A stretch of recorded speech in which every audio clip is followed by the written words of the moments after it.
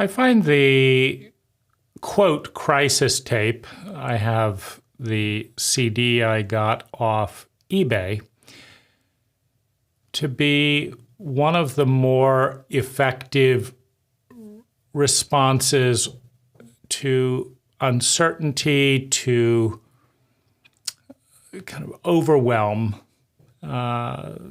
to just a high level of anxiety and reactivity. I would say that listening to the meditation, which is what I find effective, is a 25% boost to the day.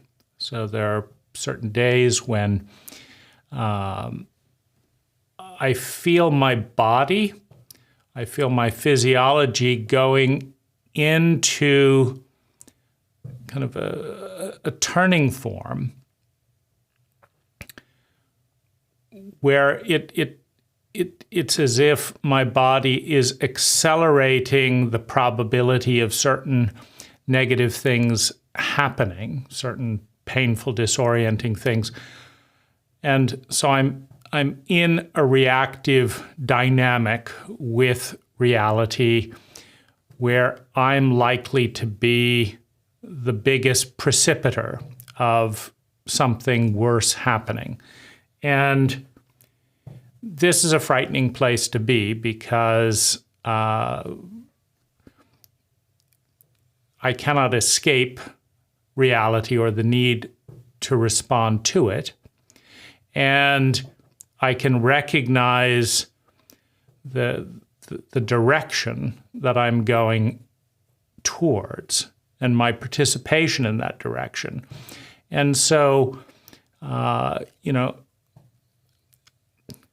reality usually needs a response in those situations. And, what to do to prepare myself to not curl into the loop of the crisis and make things worse.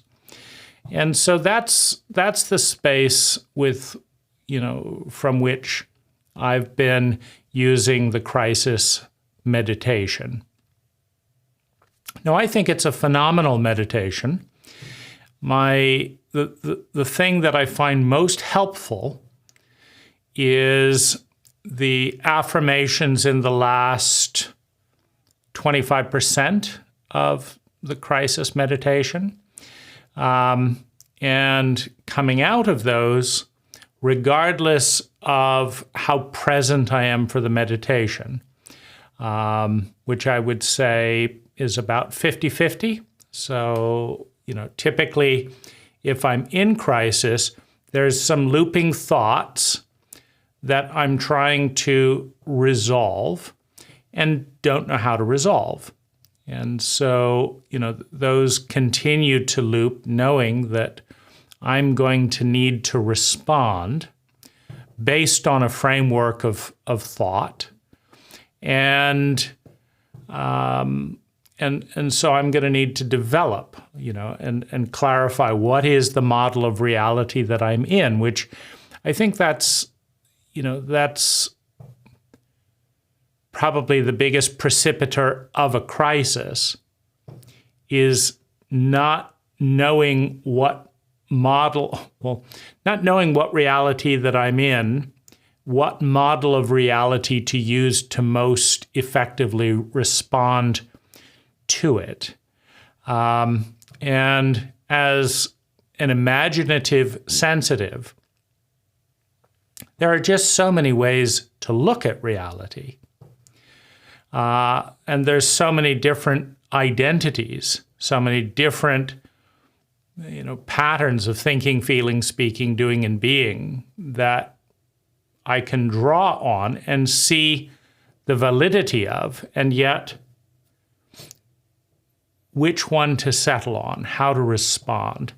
And in that context, I think the affirmations are, a very intense grounding into, a framework of a fairly constructive identity. And so, that as I say, is a 25% boost to my well-being. Now, I find it interesting that I've come back to the crisis tape, or been interested in, after rebuilding a lot of my life over the last 7 years. 7 years ago, I went through major post-traumatic stress and a collapse of confidence, because I had to recognize that I had participated in, all of the various untangling. I had trusted the people who had betrayed and made things worse. I had hired them, I had relied on them, and things had gotten worse. And, on the other side of, kind of reframing that these people are not my allies and support team, these people are my enemies that are, unraveling all the aspects of my identity that I can rely on to work, but I went along with it, right? And so that's the break of confidence, because I did my best with the models that I had to pick these people and do these things and follow these things. And my reality got 500% worse, starting from an already difficult point. And the horror of that, in a dissolving reality, in a dissolving identity, is understanding that it was me that got me there, which means that I can't trust that pattern. But that's the pattern I came up with. And so I can't trust myself to come up with a better pattern. Right? So that's the crisis. And, a lot of it was, then, a state of horror, a state of pain, a state of grief, a state of loneliness. And, what is a better pattern, right? So if I cannot trust the pattern, and I cannot trust the pattern for coming up with the pattern, then what do I have? And I cannot trust the people I thought I could rely on, then I have nothing, right? And so so the reality is screaming for a response, and I have no idea if I'm going to come up with another flawed pattern using the same flawed pattern I used to create the last identity, right? And so that I think is the essence of a crisis, is the operating system that we're working with isn't working. It's leading to more unnecessary suffering. But is it reasonable if, when we lean out into others, things get worse? Is it reasonable to say that, okay, the next thing I come up with is going to be better when the last thing I came up with made things substantially worse? And so, that's the biggest pit that I've faced, is the awareness that I cannot be trusted to come up with a pattern of thinking, feeling, speaking, doing, and being that's going to take me where I want to go. And Lazaris felt like a distraction, right? Because I'd done thousands of hours of work with Lazaris, and that had not resolved that. I wasn't seeing a way out, right? So it took facing death, like every action I took taking me into the unknown without confidence, because there was no success to base it on. Every action I was taking, was with an awareness, a humility that things could get worse, that I may not see the next tsunami coming towards me any more than I saw the last one, and that I couldn't face another tsunami, right? So it was just a horrific, situation. And Lazaris in that context felt like a distraction. But over time, as I developed, took my best aim and just kept aiming and doing things, making choices, and hope for the best, basically. As success began to crystallize around that emerging identity, and the dread and panic subsided, then there was first the place of, antithesis, which, was the origin of this whole project, as part of expressing the antithesis of, the world, of society, of, culture, because one of the things that was very clear to me as I descended into PTSD and then found myself in the loop of PTSD was that there was not a single sane adult inside or outside that I could locate, that I could depend on to come out of that. So I had to develop and explore and become that for myself from a basis of distrust in that process because of where that same process had brought me before.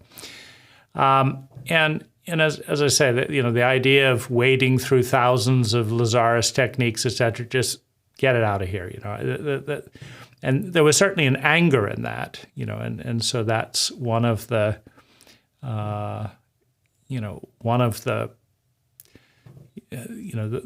things that I wanted to voice. But as I laid things in place, step by step, and this took years, I began to kind of explore what would be useful parts of my routine. And the morning meditation, like, this is a good part of my routine. And then, could there be other things that were useful? And that was, hit or miss, like, again, very uncertain. Where I'm finding the crisis meditation to be useful is,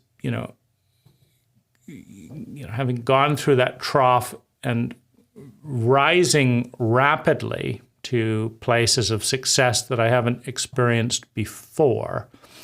One of the things that I find is actually most upsetting is reaching certain pinnacles of success that I'm unfamiliar with. And so,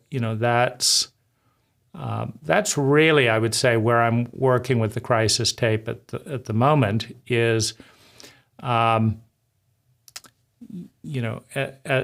I seek to implode aspects of success that are so unfamiliar they feel destabilizing of my identity, my patterns of thinking, feeling, speaking, doing, and being, that I'm aware of this strong pull, back into the past, et cetera, and I'm also aware, that I don't just want to keep going through that loop, and so that's where I'm working with the meditation.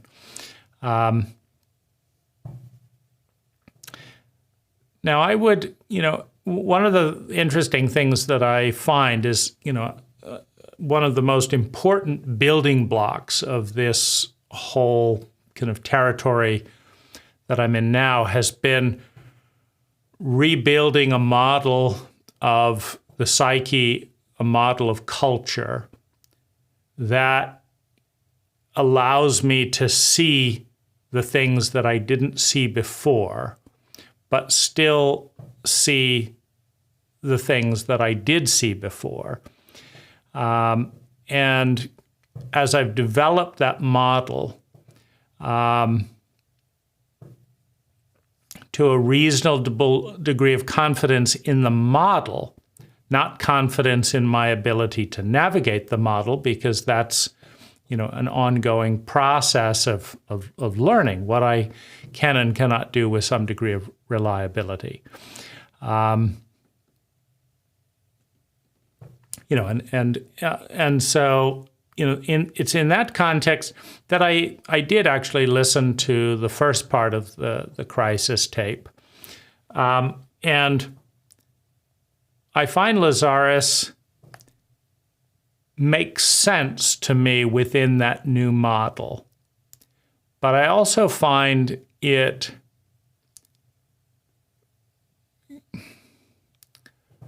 understand why I didn't see what I see now from listening to Lazaris before without having done this model, because Lazaris, I think, on the one hand, talks too much and, just endless techniques, endless, different paradigms. On the other hand, he doesn't talk enough. Lazaris goes through all the different stages, very roughly through the different reasons one might be in a crisis. And I don't think Lazaris gets across why these things are happening. And the thing that I understand at this point is that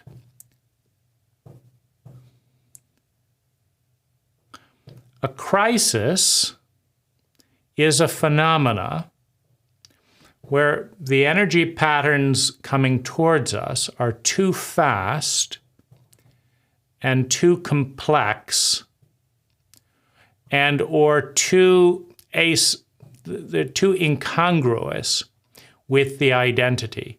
So the I is the part that identifies, that holds on to a pattern of thinking, feeling, speaking, doing, and being. And that pattern of thinking that is kind of the origin of the identity is a pattern of lies, meaning it's a model of reality made up of language that is too simple, that is too crude, and in its simplicity and crudeness lacks the complexity to respond. And it's incomplete. And so if you understand a few things through language, through patterns of thought, you understand those things quite well. But then there are big blind spots within the model.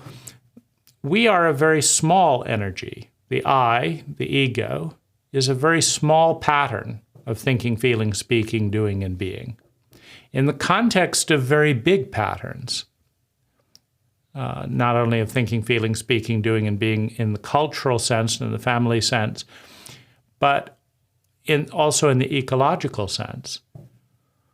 And so in a collision between a small pattern of energy and a large pattern of energy, the I is traumatized, is in fear of survival and security, is in shock, is broken, is shattered, is thrown off course, is bounced around.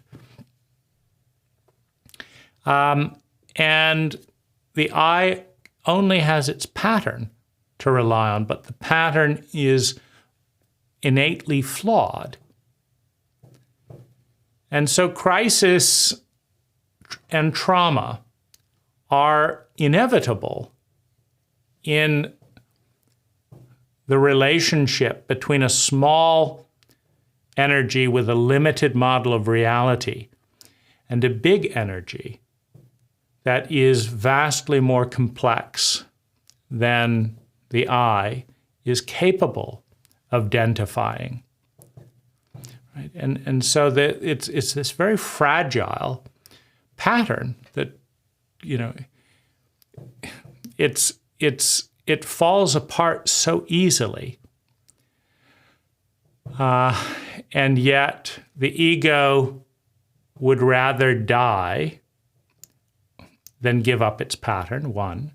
And the ego does die as its pattern is shattered, right? And so this is really the crisis. And so, you know, what we think of as negative ego in the Lazaris paradigm are just patterns that don't work, that we're identified with, and that we don't want to let go of, because without them, who are we? We don't exist. We're confronted with the greatest human fear, or I should say the greatest fear of the traumatized human being and the traumatized culture is of not knowing what the pattern is that it identifies with, and of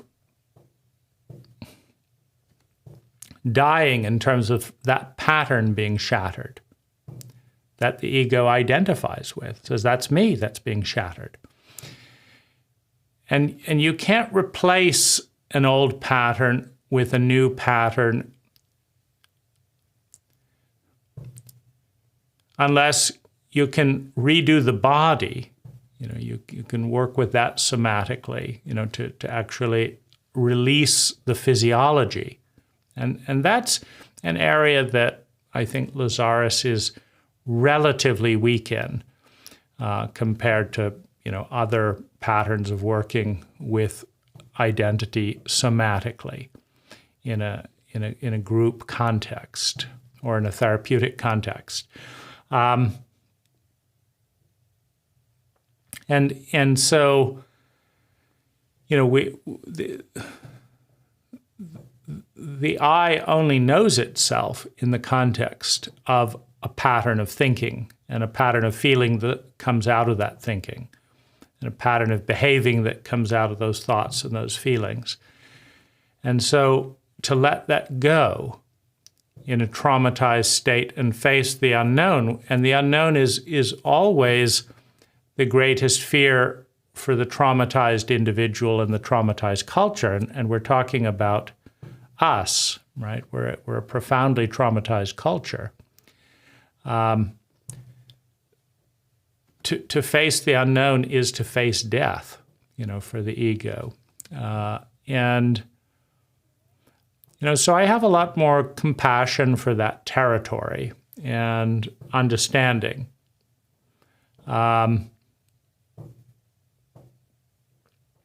And in the context of that, I can kind of see what Lazaris is saying there, but I couldn't see that without having developed that on my own.